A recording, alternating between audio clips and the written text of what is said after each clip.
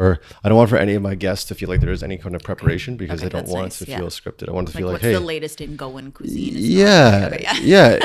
No, it's like I said, very relaxed. I think for me as a listener or a consumer of any media, I really resonate with stuff that's just like easy, natural, and approachable. Yeah. Not so like love it. Yeah.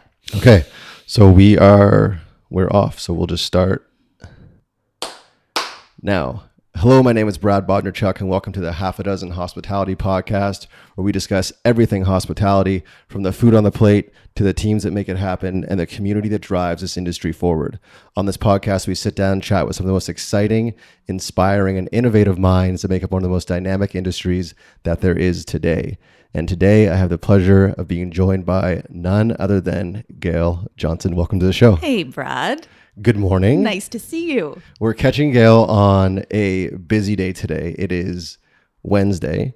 It is just about 10 to 11, and Gail's had a busy morning. It's time for lunch. It's time for lunch. Yeah.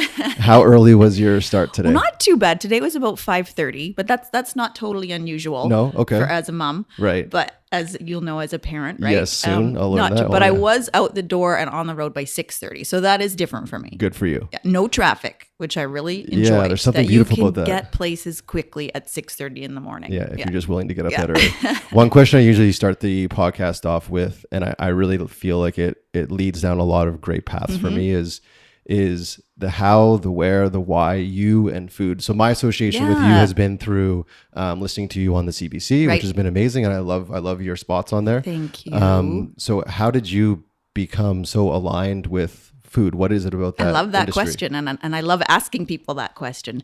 And I think a lot of people would have a similar answer to start with, which is my mom, of course. Growing up, I grew up in Edmonton, and my mom was always a really good cook. Still is a really good cook. She's over on the island now. Okay. But even back, I don't want to date myself too much, but she would, do, different curries, and this was back sort of in the 70s. She experimented, and she had a home ec background. Okay. So she really knew how to cook and to bake. And I don't think I took full enough advantage of learning from her. If I could go back, I would, say, can you show me how to bake that pie again? Because she makes beautiful pie crusts and from scratch, and comes really naturally to her. And I think there's something about a mom's cooking. Like I think even I remember a tomato sandwich. Yes. So simple, but I can't make it the same way my mom does. No. And the way she makes it is so good and comforting. And, just it was on white bread with iceberg lettuce, salt and pepper. Right. Fresh tomatoes out of the garden. Super simple. So she definitely introduced me to that whole world. But when I really got into it was when I moved to Vancouver. So I moved out here in 89. Okay. And was halfway through university. And of course, my first job here was at Bridges Restaurant. Okay. Yeah, at Granville Island. Yeah. I did wait on tables in Edmonton as well. So I started waitressing years and years and years ago, like one of my first jobs. Okay. Very first job was at Earl's. Okay. Okay. No, And Earl's, great training ground, right? They're amazing. Moved here, happened to know someone who worked at Bridges, so got a job there.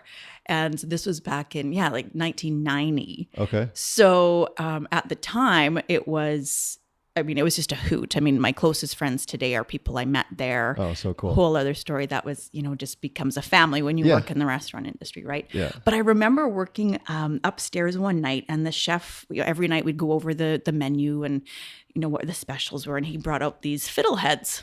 And I think it started with the fiddlehead because at the time I had never heard of a fiddlehead, and I was just looking at this beautiful little green snail-like beautiful piece of vegetable, and I was just fascinated. And I just remember going, oh my gosh, I've never heard of a fiddlehead. And then from there, I was just fascinated. I just loved learning about new foods. I just found it fascinating. So cool. Yeah. And I think so I can trace it back to the fiddlehead for sure. I feel like at somewhere on your body, you should probably have a fiddlehead. I think I should. Tattoo. That would be a good tattoo. Yeah. Wouldn't it? It's one thing I don't see on menus so much anymore. I feel like fiddleheads have kind of gone. They're a little bit faux pas now. Yeah, maybe. I'm not sure. Every now and then I see it, but they're a little undersung, I think, the humble fiddlehead. I feel like for me, I was exposed to, in nature at least, a lot more fiddleheads back in Nova Scotia growing up, and I don't know that. Interesting. I don't know if they're quite. Are they native here? Like, do they? Do you know? I'm not even sure. I'm thinking that I've seen them maybe at Burdock and Co. I think maybe they have a really short season. I'm thinking. Right. I'm not a fiddlehead expert, Okay, but I think it's a short season that has something to do with it. If you're listening and you are a fiddlehead expert, I would please love get back to hear to from a myself fiddlehead and expert. Gail and let us know if indeed they are native to us and if they flourish more than just a week or two in the summer seasons. And I thought you were going to say you don't see too many fiddlehead tattoos. You don't. Which is also true. You definitely right? don't. Very, very unique. So cut to journalism school, cut to, obviously, you enjoy writing. So did you know as you were going through school that you were going to align yourself with this, if I call it this industry? Good question. Not through journalism. So I kept working. I waited on tables for years, put myself through school. So, and I loved it so much. So I did that through journalism, and so was working a lot, but it's because I really wanted to be there. I wanted to keep learning, and you know, we got to do lots of, you know, wine tastings, and this was sort of back in the 90s when still the concept of a wine bar was still relatively new here anyways.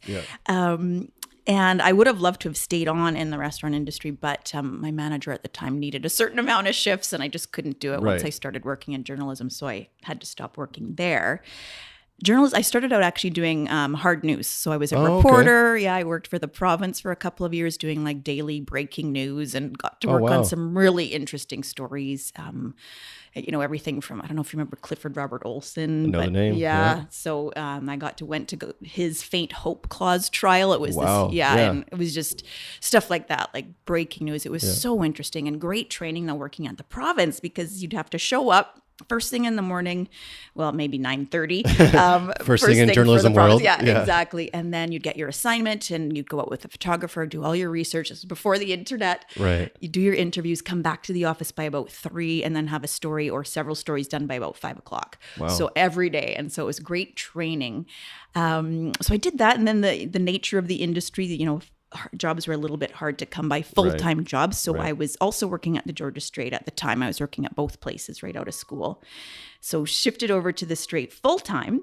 And from there, I was actually started out doing more health coverage. I covered dance. I did dance reviews, but always wanted to write about food. And at the time, it was actually quite difficult. There were only a few food writers in town. We didn't have blogs. You know, I know I sound really ancient. No, not here, at all. but, No, right. This is the reality of it. Yeah, exactly. So it was something I always aspired to and just wanted to do so badly. So eventually, over time, it came, and that's fantastic. So that's where I started. Was through the Georgia Strait. Very cool story. You mentioned something as you were describing that how technology kind of has changed journalism. If we can dive deep or shallow into, how do you feel technology has changed the food industry as far as something like you do, like the reviews or reporting on food or just learning about new food? So how do you feel not only has it impacted journalism, but how now is impacting the food industry? For sure. I mean, I think we've heard of chefs who don't want to necessarily create a dish that's Instagrammable. I think a lot of chefs will say, that's part of their thinking now is that they kind of have to think about what's the dish going to look like when it's on Instagram or Facebook. Yeah. So there's that. Certainly it's great to discover new places and to get the word out. It's great if you want to scroll through, look for Vancouver restaurants or you're somewhere else and looking for a coffee shop. It's a great way. But I think there is that too. And then, to taking photos while you're out to eat. I do it. I mean, it drives I do people it too. nuts, Guilty. right? I do Guilty. it.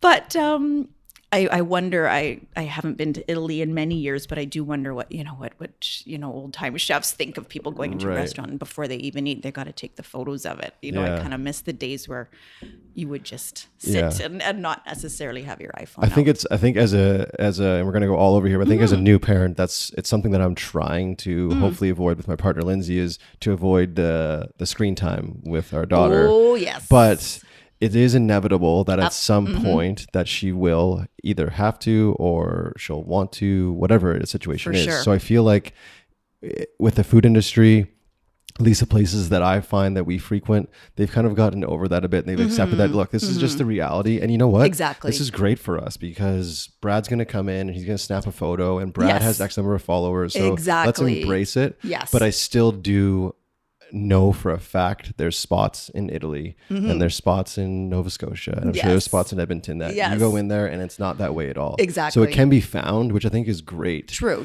Like I was saying before we turned on the mics, the world we live in right now, I think is so awesome because you can go as fast as you want to or as slow as you want to if you know where to look. Exactly. But interesting with technology too. I was just looking for a place this morning. It's a little sushi place that I've heard of in Port Moody that I want to go check out. And it's a mom and pop shop, literally. Okay. And it doesn't have a website. And so I was going, wow, it doesn't have a website because I think it has about 6 tables and it's teeny tiny. And I kind of, appreciate that. And I almost not feel badly, but, for those, little shops that may not have a website or they don't have a budget for PR. Right. I think that's a whole other area that's impacting the industry as well. That it is. There's so many little places that maybe aren't super active on social media, but are just as deserving of coverage or customers. I feel like those ones will be found, though. I really do. Sure. I feel like no matter what, the cream always rises to the top. And for some reason, you've heard about this place in Port Moody. It doesn't have a website, so obviously someone said something. So word of mouth is still fantastic. Absolutely. And strictly just word of mouth, not like a photo you saw. That's somewhere. right. Literally, it was literally word Joe of mouth. says to you, "Hey, Gail, there's this place." Yeah. So I think there's some whimsy still in that, and it's almost as you were describing this sushi place. It reminds me of those nondescript after hours cocktail lounges that they don't have a number or a sign. It's just like a light. That's right. Love those. Do you know what I mean? Yes. Like those are really cool to find, and I think it would be fun as a restaurateur or a chef to create that kind of escapism for people. And to it's almost like I always say on this podcast, I don't always say, but many times, it's like finding that band before they become popular. Exactly. Do you know what I mean? Completely, so you want to bring your friends there. It's not on Instagram yet. Actually, they don't even allow cameras or something like that. Do you know what I mean? Exactly. Or like those places where you want to share it with people, but then you kind of don't want to share it to people because you don't want to be, now it's going to get lined up and stuff. Yeah. Those like special places. That's something that I've talked a lot ad nauseum to a lot of restaurateurs and chefs on this podcast is not wanting to share. And what I mean by that is I find my exposure to the industry when I was in it, there was a tendency to work in silos. So say, for example, you own Gail's Cafe, I own Brad's Cafe, and I'm a block away. Yep. And we're both selling oatmeal muffins. Yep. Right. And you, for some reason, have a fantastic line on fresh local strawberries at a killer price. Yep. And you know that I've been banging my head against the wall trying to find it. Yeah. I find in the past there has been a tendency to work in those silos and not really share. Yeah. Now, being someone that kind of has their finger on the pulse in the industry at the moment, do you feel like it is that way, or do you feel like there is an avenue or a place for people to share those things and grow the industry as a whole, as opposed to one or two? I think it's the latter, like you said, that there's more of that willingness. I mean, especially in a city like Vancouver. I mean, obviously it's competitive and you stand out. But it's also, I think there's room for everybody, right? And what's that expression where, you can lift the whole fleet up, and I think that's really what everyone wants to do is be supportive and cheer each other on. And we have so much talent here that, there's room for everybody, I think. Yeah, I agree. Everyone at the table, if you will. Yes, very nice. Do you find, again, being someone that has their finger on the pulse of this industry, do you find that you come across a lot of egos? That's a good question. We don't need to name names. We don't need to name names. Certainly, when I worked waiting on tables, I encountered it a lot. Right. Yes, specifically chefs. I think that's changed. I mean, I'm not in a kitchen, obviously, right now. So, but I think it is changing from conversations I have had with lots of chefs. It's gotten a lot better. I mean, you know, the Gordon Ramsay, getting yelled at in the kitchen. I don't think that's really that prevalent anymore. Same with with the Me Too movement too, with women still outnumbered, of course, in the industry. I think there's still a long way to go there, but that's shifting too. I think things are getting better. So that's a good thing, obviously. Yeah, my exposure to it, again, when I was working in the industry and now through this podcast, it has been, people are far more accessible now. Exactly. And they're doing it, I think, out of a desire, as opposed to like, oh God, I have to do this. And I'm sure you get that as well, as if you're interviewing someone or you're reviewing a restaurant. they probably in the past may have felt, and again, I'm just making Thinking stories out loud. here. Yeah. But they may have thought, I have to put this show on for this person. Whereas now they might have a sincere interest to like, they get excited about showing you their version of whatever the fiddlehead is. Do you know what I mean? Exactly. And painting that picture very for much so. Exactly. Or I remember in the past, chef not wanting to accommodate, dietary preferences, or you're like, no changes allowed. And I mean, I can certainly see where that's required, but people there's such graciousness too with so many places here where chefs are with a smile on their face, doing what they can to make your experience the best it can be. And I think that all comes down to awareness and understanding that they're not the only shop in town. Exactly. And like you said, there's a ton of talent in the city. We are spoiled in Vancouver with our options. So I think the awareness is really hitting home for a lot of people because it's so competitive. Yeah. Nothing's getting cheaper. This is it. Right. So they need to be which is also can be make an already demanding job or demanding industry even more demanding. Exactly. So kudos to all of you out there that are hacking it in this summer heat right now. Absolutely. Those long days. And like I said, I say the term all the time, very thankless. And those that have been doing it for 15, 20, 25 years, my hat is off to you because absolutely. It is a grind. Absolutely. But some people live for it and they love it so much. I love it. Well, it is. It's like, I remember when the sad news of Anthony Bourdain and I remember one of the passages from one of his books was that in the industry, it really becomes your family. Yeah. And it's true. You're in there, you get slammed and it's like you start out all calm and then it's craziness and it's like you're really in it together and that's you get a bond with people that way, right? For me coming from a sport background, it reminds me of playing on a team. Exactly. There's that that's camaraderie that's built. Absolutely. It's almost like you've been through a war together. And I think I had that conversation. I don't know if you know Chef Tim Evans down at the Cascade Room. And he was liking it to that as well. Like you burn yourself, you cut yourself, and the guy next to you is cutting himself. Exactly. They're working shoulder to shoulder. Yep. So I would assume by the end of a shift, you look at each other like, wow, we just did that under so much pressure because of those Instagram photos. Yeah. That's right. No, I admire them and everyone. And it's, even I did a story a little while ago for the Georgia Straight about dishwashers. Okay. And just how they are so obviously vital and how, crucial. And so, and the really good chefs, everyone's equal, you're the same as the sous chef or the chef, that you're just as important to the team. And, buy the dishwasher a drink at the end of the night. Hell right? Yeah. Buy them 2 drinks. 2 drinks. Lindsay, my partner, and I are big fans of The Farmer's Apprentice. Yes. And we took my mother-in-law there this weekend for brunch. Nice. And I love that. I love the experience there. And again, for those of you that are listening that have never been, it's just a beautiful, very small room, open concept kitchen. And it's literally like they're right on top of you. You're right on top of them. And it's beautiful. And the food is outstanding. Beautiful food. But I remember turning over my left shoulder as my back was to the kitchen. And I looked at the gentleman who was the dishwasher.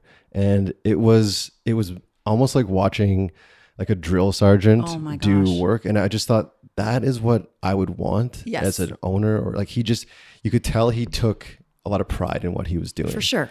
Absolutely. And he was proud of his work, and you could tell he did an amazing job. Yeah. And what a great experience. And I think a lot of chefs started out as dishwashers. Yeah. And a lot of them learned really valuable skills and lessons in that role just from observing the kitchen and being organized and thorough and not taking any shortcuts. And How many stories do we hear about people starting, like even Anthony Bourdain, I believe his whole thing was started off in the dish pit. That's right. Exactly. Yeah. There's a lot to be said about kind of cutting your teeth on that. Can we change speeds just for a second and talk about the state of the industry? And I want to talk about something that might be a little bit sensitive for some of our listeners, perhaps. I'm not sure. I'd love to get your opinion on it. But I'm interviewing a lady by the name of Lauren Toyota on Friday. Okay. Well, I think World Cup, England just scored, England I think. Scored. Yeah, okay. I'm guessing that's England. So we don't even need a TV here. Yeah, we'll just exactly. follow We don't along have with the one cheers. here. So, bells and whistles across the street. Does great. Does hilarious. great beer. Does great you're food. right so, in the heart of the excellent food here. Sorry. Okay. No, not at all. Lauren Toyota. Lauren Toyota. She is a Canadian TV personality. Oh, she is a okay. vegan. Yes. and a Yes. very- I was going to say, I know that name. She but does yeah. Hot for Food is Yes. her blog and her Right. website. Yes. And just a few weeks ago, her and Aaron Ireland were really getting behind and aligning their names with the A&W the vegan burger. Yeah. Is it So can you give me Gail Johnson's take on A&W doing Oh a my vegan gosh, burger? I am so impressed with that move. Okay. I think that's amazing. I typically don't. I mean, I'm very careful about what I eat. I want to eat, food that doesn't have antibiotics, hormones, Right. Sustainable, ethically sourced products. Mm-hmm. But when I heard that, I was just very impressed with that. I mean, the vegan trend, it's not even a trend. That's not the right word for it. I mean, the lifestyle, Yes, yeah. That's just going to keep on growing more and more and more all the time. Mm-hmm. I think that's such a smart business move. I think we'll see other outlets copy that. I know there was I just got a release from an airline. I believe it was Air New Zealand. I could be wrong on that. The flights from LA to New Zealand are also offering that burger. They're the first airline to offer the vegan burger. I think it's great. I mean, I applaud that completely. Cool. Yeah. So if I can, you're A&W and I engage you on social media and I say, I'm a vegan and I love that you're doing a vegan burger, but why are you cooking it on the same grill you cook your beef burgers? How do you as A&W handle that? That's an excellent question. I would actually have to say, I'm going to suggest to my manager that we get a separate grill for that. Yeah, I was just thinking, because I was looking at it on the same yeah, grill? as far as I know, again, if you're out there and you're listening to this, please feel free to jump in and correct me. But my exposure to it and friends that I haven't had it. Yeah. But they have mentioned that it was being cooked on the same Okay. grill that they're doing like bacon and burgers. So That doesn't fly. That doesn't fly. Yeah. So I think for me, that's cool. it's got to be like, show me the real deal. I agree entirely. And I have two kids. One of them has just become a vegetarian. Okay. When he was 12. So, Wow. And, which I His own completely choice? admire. Yeah. Oh, wow, His own cool. choice. Yeah. Really admire him. We don't eat a lot of meat, but I'm not vegetarian myself. Right. And he's reasonable about it, but he does not want his food touching chicken or meat Right. or any other meat we have. And that was fair enough. Yeah, right. So exactly. I completely respect that. I think A&W is going to have to make some changes there. Yeah. And again, if that is the case, this is like speaking through a source right now. So I haven't seen it. I haven't seen it with my own eyes.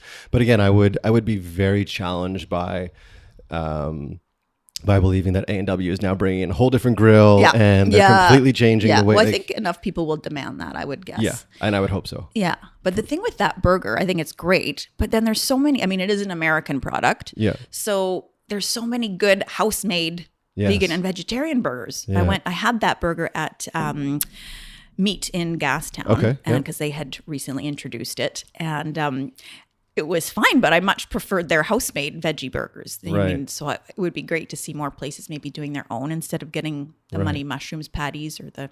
Right. So if you had to vote with your dollars and you were looking for a vegan burger, are you more likely to go to an A&W or more likely to go to Meat and have I'll theirs? go to Meat, and have an in-house burger there. And I always ask, because a lot of places will just use the pre-made patties that I don't know, they're from Costco or something. So, but if they're house made, black beans, for sure I'm going to do that. Yeah. I don't think I could.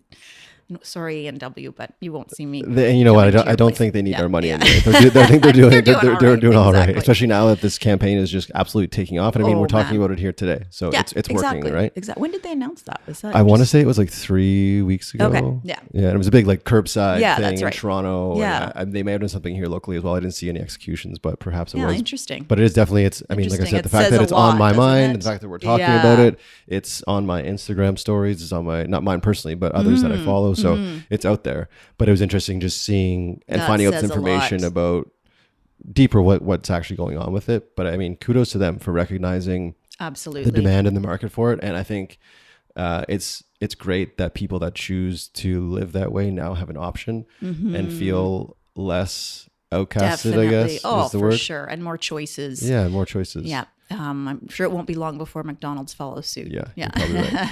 Are you yourself an omnivore? Yes. Yeah. Yeah. Yeah. Speaking of omnivores, are you a Michael pollen fan, the omnivore's Absolutely. dilemma. Yeah. Yes, absolutely. What other authors do you find you really dive into in regards to this industry, in particular, like food and hospitality? Are there any others that stick out to you? I think, well, Michael Pollan would be definitely at the top of the list. Right. For other books I read, I mostly read cookbooks, actually. Okay. I read them, for bedtime reading. That's very my cool. choice. I mean, I do get through a couple novels a year, but usually my go-to is the cookbooks and just the books that actually have, the stories behind the food or the people. Right. And I mean, but I am going back through my Anthony Bourdain books right now. Yeah. Rereading As them. we all should. As we all should, yeah. That hit everyone. Yeah, right? it definitely did. And actually, I had a conversation, and we're going to change speeds again a bit, but I had a conversation with a friend of mine about happiness. And how do you, Gail, define happiness? And before you answer that, the reason I ask is because to me, and I'm assuming millions of other people, we would watch Tony Bourdain doing what he was doing, and we thought like, how happy is he? Or then if we can talk about quickly someone like Robin Williams, the same situation. So changing speeds again a bit, but I would love to get your thoughts on this. Like, how do you yourself define happiness, and what are your thoughts on what someone like Anthony Bourdain potentially may have been going through? Oh my goodness. Well, I mean, that's this how we judge and stereotype, right? We thought there he has all the money in the world, travel, that lifestyle, a celebrity. And I wish he could know that there's all these little people in East Van and across the world just mourning him, he touched so many people, but I know anxiety and depression well myself. So I certainly can relate a little bit to what he's gone through for sure. So happiness to me, honestly, comes down to a very, very small and simple level. And it's being, healthy, mentally healthy, physically healthy, obviously, and being with my family. I mean, it's, I think there's so much pressure now, especially with, the Instagram, and we all kind of want to be out there. And my immediate family, we've had lots of health challenges. My husband's a 3-time cancer survivor. Oh my gosh. Yeah. Wow. And I had postpartum depression, and we've had a lot of loss in our family. Right. So it really comes down to just really basic level. And I think being humble has a lot to do with that. Right. And being grateful. I know it sounds all cliche, but they say the reason there's cliches because they're true. Yeah. Being humble, being thankful, being kind. I feel really, really, really happy, I would say, at my best when I'm doing something helpful. Right. If I can help people in any way, even if it's something really small. Right. Like coming on to a guy's podcast on a Wednesday morning. Which is my honor. Yeah, no, thank you. Even I was at Save-On the other day, and probably my least favorite grocery store, by the way. Okay. Save-On. Come on, step up your game, Steph. Come on. But there was a woman behind me in line, and she was in a scooter, a mobility scooter, and she had all the stuff in her hands. And I just said, let me put that on the slide for you. And then she dropped something. I picked it up. Obviously, what every decent human being should be doing. But she just said, oh my gosh. She said, you're my angel today, because I'm often invisible to people, and I've heard that from even my mom, who's in her late 80s. And she says, as you age, you become invisible. People don't notice you. Right. And I honestly, it fills my heart with joy if I can do something small on some small level to help someone, or a bigger level if it's volunteering. I live in North Van. There was people recently went through a terrible fire where there were 2 fatalities, helping those people. But I think we're all on this earth for a purpose, and a lot of the great philosophers will talk about how being like a servant and to other people, and I think that that makes me really happy. That's what does it for me. Yeah. I think we all should be very aware of what's going on around us. And I know how I was raised by my mother was very much like, open the door, say thank you, ask how someone is doing. Yes. And like it for me, it seems like it should be such an innate thing. If someone drops something and they don't seem capable, then the least you can do is help them out. Yeah, it seems very obvious and straightforward. But it is amazing from that. Yeah, you're right, which is a sad reality. But it's amazing from that little action, how much you can take yourself. Exactly. So it almost, at times I feel when I do those things for people, when I feel like I'm helping, I'm also helping myself. Absolutely. Because I'm getting such a dopamine hit from it. You do. It lifts you up. Yeah. And then you have this positive energy in your heart. And then that's contagious, right? Then maybe she's going to go and have a better day. And then if you have the toxic energy, any negativity, then that's going to be contagious too. That's going to spread. So yeah. Do you find it is a challenge for you day in and day out to stay in that mindset and be aware? No, I almost find too, even if I'm having like a so-called bad day or I'm stressed or something, I think growing up in the prairies, you always smile at people. Right. Like I smile at every person I see. It's just what we, and then they'll smile back, and then it kind of changes the energy, right? So and that's my go-to. I think it's just the energy. Yeah, and I think that goes back positive. To probably your days at Bridges as well. Like smiling is such an important thing in the hospitality industry. Yeah. Like you don't want to walk into any space where people are straight faced. Exactly. Like you want that smile and genuine and just be hospitable. Absolutely. Make eye contact and all those things. Yeah, eye contact. Which is so I'm important. trying to teach my kids that when they have a conversation to make eye contact. Yeah, it's very important. Before we wrap up, I have two kind of a bit long-winded questions, and I haven't prompted you on this, so I apologize, but improv is the best way to do this, I think.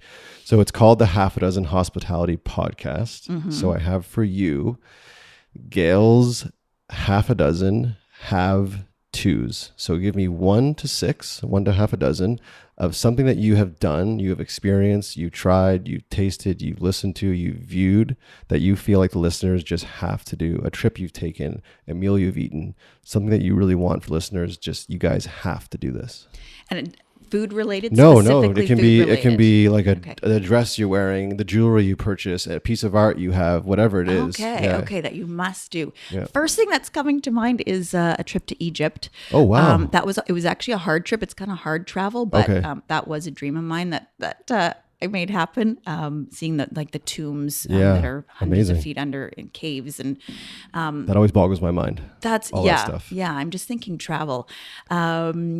It's always coming back to travel. Tofino, I'm a big Tofino fan. Who isn't? Yeah, I try to surf every year. We actually go every year in November. We go surfing. I try surfing in Tofino. And of course, the food scene there is so great. You could just do a food holiday there. Yeah.